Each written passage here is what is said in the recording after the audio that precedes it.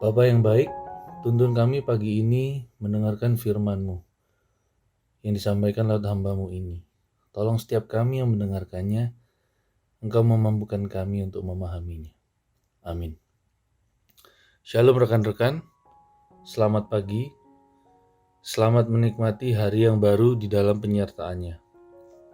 Izinkan saya pagi hari ini berbicara tentang kebaikan Tuhan di Samas edisi Jumat 21 Januari. Tema hari ini berjudul Persembahan yang Benar, yang terambil dari Roma 12 ayatnya yang pertama hingga yang ke-8. Saya akan bacakan untuk kita semua. Ayat 1. Karena itu saudara-saudara, demi kemurahan Allah, aku menasehatkan kamu, supaya kamu mempersembahkan tubuhmu sebagai persembahan yang hidup, yang kudus, dan yang berkenan kepada Allah. Itu adalah ibadahmu yang sejati. Janganlah kamu menjadi serupa dengan dunia ini, tetapi berubahlah oleh pembaruan budimu, sehingga kamu dapat membedakan manakah kehendak Allah, apa yang baik, yang berkenan kepada Allah, dan yang sempurna. Ayat ketiga sampai 8. Berdasarkan kasih karunia yang dianugerahkan kepadaku, aku berkata kepada setiap orang di antara kamu, janganlah kamu memikirkan hal-hal yang lebih tinggi daripada yang patut kamu pikirkan. Tetapi hendaklah kamu berpikir begitu rupa, sehingga kamu menguasai diri menurut ukuran iman, yang dikaruniakan Allah kepada kamu masing-masing. Sebab sama seperti pada satu tubuh, kita mempunyai banyak anggota, tetapi tidak semua anggota itu mempunyai tugas yang sama. Demikian juga kita, walaupun banyak, adalah satu tubuh di dalam Kristus. Tetapi kita masing-masing adalah anggota yang seorang terhadap yang lain. Demikianlah kita mempunyai karunia yang berlain-lainan menurut kasih karunia yang dianugerahkan kepada kita. Jika karunia itu adalah untuk bernubuat, baiklah kita melakukannya sesuai dengan iman kita. Jika karunia untuk melayani, baiklah kita melayani. Jika karunia untuk mengajar, baiklah kita mengajar. Jika karunia untuk menasehati, baiklah kita menasehati. Siapa yang membagi-bagikan sesuatu, hendaklah ia melakukannya dengan hati yang ikhlas. Siapa yang memberi pimpinan, hendaklah ia melakukannya dengan rajin. Siapa yang menunjukkan kemurahan, hendaklah ia melakukannya dengan sukacita. Demikian firman Tuhan. Cukup sering kita mendengar perikop ini. Salah satu yang berkesan dan mudah diingat, terutama ayat pertama yang cukup jelas menjelaskan tentang apa arti ibadah yang sejati. Tapi izinkan saya untuk membahasnya dari pengalaman pribadi saya baru-baru ini, terutama setelah mengambil salah satu komitmen pelayanan di Damai sekitar 6 bulan yang lalu. Jadi begini, ayat 1 dan 2 yang disampaikan oleh Paulus kepada jemaat di Roma sangatlah relate dengan pengalaman yang saya rasakan. Dua ayat ini saya rangkum dalam sebuah frase. Living as a holy sacrifice to God. Living as a holy sacrifice to God. Ayat pertama terus terngiang karena saya yang berdosa ini sudah mengalami anugerah Tuhan yang luar biasa itu.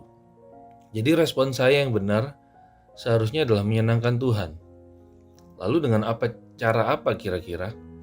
Oke, mari kita bayangkan. Ada seorang ayah dan seorang anaknya yang masih kecil. Ayahnya sangatlah mengasihi sang anak dan berharap yang terbaik untuknya. Ayahnya tidak pernah lelah memberitahu langkah yang benar untuk anaknya, karena dia tidak ingin anaknya tersesat. Tapi suatu ketika, anaknya tadi tidak menuruti kata ayahnya, sehingga salah mengambil langkah dan berujung kesusahan.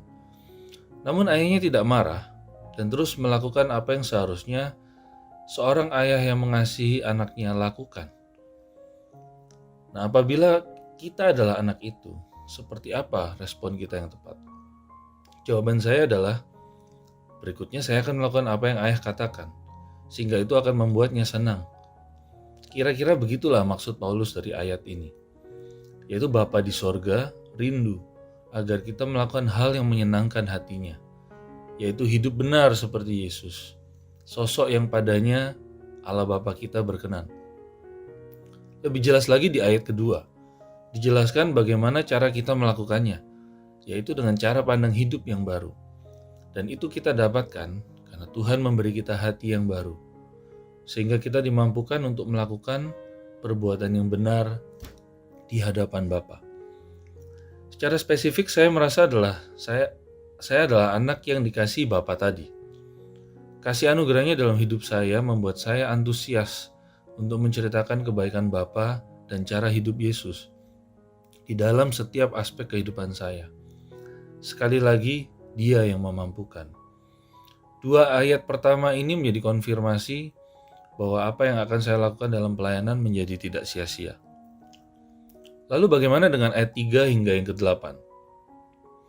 Di sini Paulus banyak menekankan tentang kesatuan tubuh.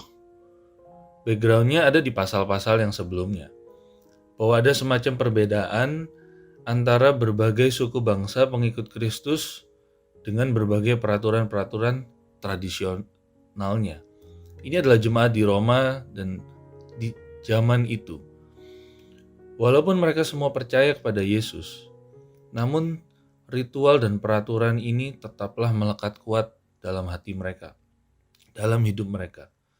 Dan inilah yang memicu konflik di antara pengikut-pengikut Kristus dari berbagai latar belakang ini. Saya menjadi teringat dengan dunia pelayanan saya saat ini. Kami di Proud terdiri dari banyak latar belakang yang berbeda, mulai dari etnis, mulai dari status, profesi, kesukaan, karakter, dan umur, dan mungkin banyak hal lainnya. Ayat 3-8 ini mengingatkan bahwa pemersatu kita dalam iman adalah Kristus Yesus. Jadi pemersatu kita adalah iman di dalam Kristus Yesus.